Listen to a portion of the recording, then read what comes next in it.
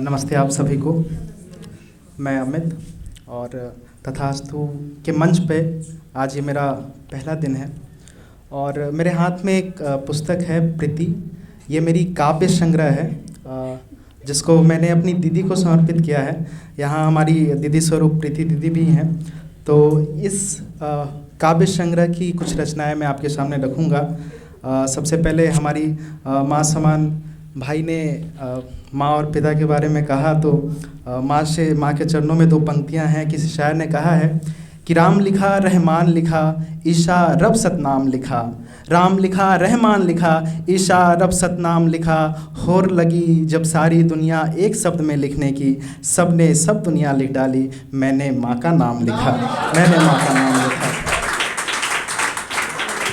और 4 पंक्तियाँ उस शख्स के लिए जो हमारे पीछे खड़े होते हैं, जिनकी वजह से हमारा वजूद होता है लेकिन कभी सामने नहीं आते। 4 पंक्तियाँ उनके लिए कि घर के छप्पर के लिए अपना पेट काट कर जो तिनका तिनका बचाते, घर के छप्पर के लिए अपना पेट काट कर जो तिनका तिनका बचाते, बच्चों के लिए मखमली बिस्तर छोड़ खुद ज़मीन पर सो जाते, बच्चों के लिए मखमली बिस्तर छोड़ खुद ज़मीन पर सो जाते, और पढ़ा लिखा कर इंसान बनाकर बात जब मान सम्मान की आती, पढ़ा लिखा कर इंसान बनाकर बात जब मान सम्मान की आती, तो हमें सबसे आगे कर खुद पीछे रह जाते, वो मेरे पिता कहलाते, वो मेरे पिता कहलाते।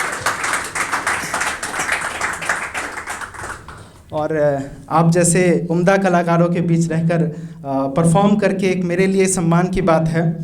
और 4 पंक्तियाँ अक्सर मैं जब पढ़ता हूँ कविता, तो लोग पूछते हैं कि आपका जॉनर क्या है। मैं उस जॉनर को डिफाइन नहीं कर पाता, क्योंकि मेरी समझ से कविता भावनाओं की अभिव्यक्ति है। तो 4 पंक्तियाँ मैं हमारी कौम के लिए, हमारी कौम की पहचान के लिए पढ़ूँगा कि आंसू भी हमारे अंदर है, मुस्कान भी हमारे अंदर है, प्रेम भी हमारे अंदर है, और कोई दुष्कर्म के प्रति नफ़रत भी हमारे अंदर है। तो 4 पंक्तियाँ हमारी कौम के लिए कि आंसुओं का समंदर है, मुस्कान भी मेरे अंदर है, आंसुओं का समंदर है, मुस्कान भी मेरे अंदर है, इनको अभिशक्त करके आंसुओं को मुस्कान से सीता हूँ, मैं कवि हूँ प्रेम लिखता पढ़ता और जीता हूँ, मैं कवि हूँ प्रेम लिखता पढ़ता और जीता हूँ। और चेतना जागृत सभी कलाकारों के लिए अगली 4 पंक्तियाँ की युग सृजन का संदेश सुनाने, युग सृजन का संदेश सुनाने, मनुष्य में देवत्व जगाने, युग सृजन का संदेश सुनाने, मनुष्य में देवत्व जगाने, मैं वाल्मीकि का रामायण, मैं ही कृष्ण का गीता हूँ, मैं कवि हूँ प्रेम लिखता पढ़ता और जीता हूँ, मैं कवि हूँ प्रेम लिखता पढ़ता और जीता हूँ। और कवि जितने भी कलाकार यहाँ हैं, यहाँ शायद इसीलिए हैं, इस पदवी पर इसीलिए हैं क्योंकि हम वो कह पाते हैं जो अन्य लोग नहीं कह पाते।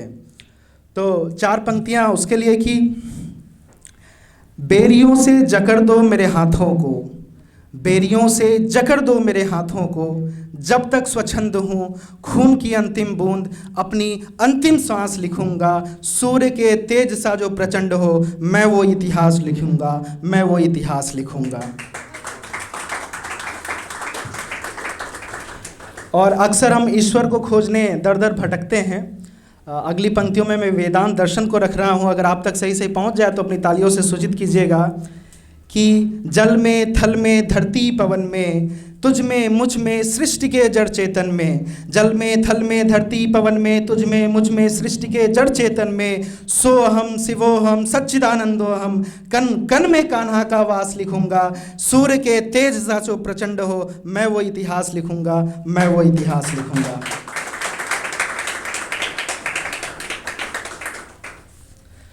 और हमारी प्रीति दीदी ने और हमारे क्रांति भाई ने बहुत अच्छा समा बांधा है महाभारत को लेकर के।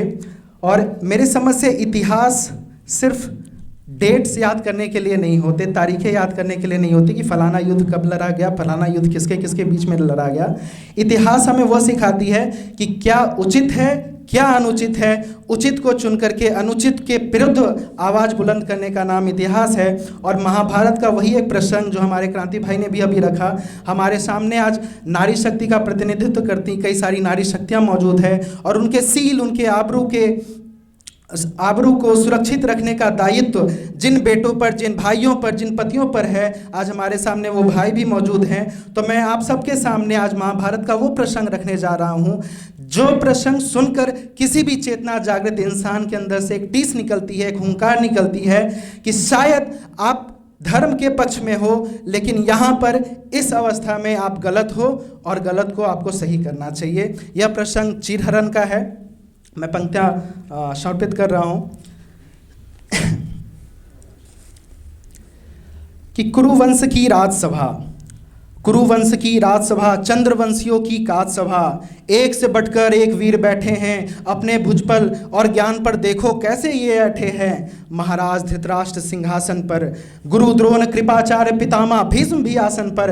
राजसभा का आरंभ हुआ, द्यूत क्रीड़ा प्रारंभ हुआ, प्रतिद्वंदी बन बैठे हैं दो दल, कौरव या पांडव, कौन होगा यहाँ सबल। पराक्रम नहीं द्यूत का यह रण है, छल बल लोभ लालच का यही तो कारण है। दांव पर दांव लगा रहे हैं दल दोनों, चौसर को यूं घुमा रहे हैं दल दोनों। स्वर्ण मुद्राएं लग रही दांव पर, सैनिक हाथी भी चौसर के मोल बिक रहे, धीरे धीरे सब साथी भी। धर्मराज का धर्म डिगा चौसर के इस लत में, इसीलिए तो त्याज है चौसर सर्वथा लोकमत में। धन धान्य राज सब हार चुके अब क्या, अर्जुन भीम नकुल सहदेव बचे हैं, खेलो दाव नया। इस भयावह दृश्य का चित्रण हो नहीं अब पाता है, अब अपने प्राण प्रिय भाइयों को भला कौन दांव पर लगाता है। चौसर के इस खेल में बड़े बड़े बदनाम हुए, द्यूत के बाजार में आज पांडव भी नीलाम हुए। सब कुछ खो चुके पर अभी नहीं हुआ अंत, खुद को लगाया दांव पर खेड़ पड़ा तत्पर्यंत्र। कई नहीं तृष्णा शेष अभी कुछ बाकी है, मनुष्य के गरिमा मर्दन की आने वाली झांकी है। द्यूत लत में च्युत युधिष्ठिर को सहसा कुछ भाव हुआ, पांचाली है शेष अभी, इस द्यूत का अंतिम यह दाव हुआ। यह दाव भी हार गया धर्मराज इस चौसर पर, आत्मसम्मान को बेच दिया जुआरी ने इस अवसर पर। फिर क्या कौरवों की अब बारी थी, दास बने थे पांडव, साथ में एक अबला नारी थी। राजसभा सब देख रही थी, आंखें अपनी सेक रही थी। किस्से सुने थे वीरता के, पर इनकी तो सिर्फ बातें ही बरी थी। राजा प्रजा सब निर्लज्ज हुए, लाज न उनको आती है। बालों से घसीट कर राजवधू जब सभा में लाई जाती है, उठी ना आवाज कोई ऐसा कुकृत्य होने पर, हत प्रभ थे ढकोसले वीर। उठी ना आवाज कोई ऐसा कुकृत्य होने पर, धिक्कार है जीवन उनका और उनके वीर होने पर।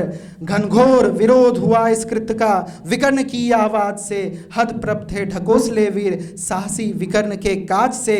मत करो अनर्थ ऐसा, बाद में पछताओगे, नारी के अपमान का भार तुम सह नहीं पाओगे। धूल धूसरित हो जाएगा सबका सब राज सिंहासन, काल निश्चित आएगा, गर्व व्यथित हो उठा नारी का मन। चेतावनियां एक न सुनी, दुर्योधन ने दंभ में किया घनघोर अपमान द्रौपदी का। कौरवों ने आरंभ में लज्जित सिर झुके थे, वीरता अपनी समेटे हुए। तमाशबीन सब देख रहे थे, हाथों पर बेरियां लपेटे हुए। चीरहरण की आज्ञा देकर दुर्योधन ने वह कार्य किया, धीरे धीरे दुस्साहसन बढ़ा, आज्ञा उसने सिरोधार्य किया। चीर नहीं वह सिर्फ नारी का अभिमान है, सीलवान सभ्य नारी का यही तो सम्मान है। तदुपरांत जो हुआ हम पर धिक्कार है, अपमान है। लज्जित हो रही देवी जो भार्या भगनी कन्या मात्र समान है। अंतिम क्षण जब कोई और काम ना आया, तब कृष्ण ने अपने इष्ट श्री कृष्ण को बुलाया।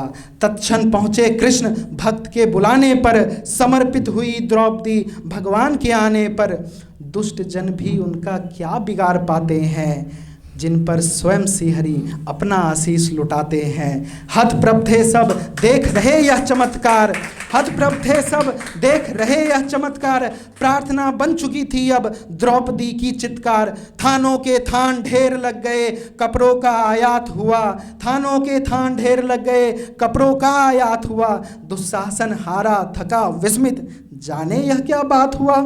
निर्वस्त्र करने चला था जो, स्वयं वो बेहोश हुआ। नारी का सील रहा सुरक्षित, जब उसको होश हुआ। एक स्वर में जैसी कृष्ण का उद्घोष हुआ। सारे वीर थे लज्जित, पर उनको अब संतोष हुआ।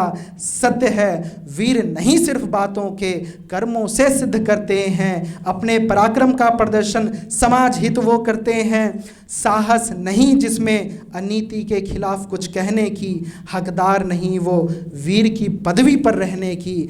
चीर हरण है प्रमाण द्यूत के छल छद्म का, पतित हुए राजा और लत के बसीभूत हुए मन का। खेल नहीं यह सिर्फ कृत्य कोई घिनौना है, अपना श्रम और पुरुषार्थ ही सच्चा वाला सोना है। उठो सुनो तुम समाज के परिहास को, अपनी मेहनत और श्रम से बदल डालो इतिहास को। अपनी मेहनत और श्रम से बदल डालो इतिहास को। और अंतिम 4 पंक्तियों के साथ आपसे विदा लेना चाहूँगा कि पतझड़ जाएगा फिर बसंत आएगा, पतझड़ जाएगा फिर बसंत आएगा, बागों में फिर नए फूल खिलेंगे। पतझड़ जाएगा फिर बसंत आएगा, बागों में फिर नए फूल खिलेंगे। अभी दूर तो हो रहे हैं, रब ने चाहा तो कल ज़रूर मिलेंगे। बहुत बहुत शुक्रिया, बहुत बहुत धन्यवाद।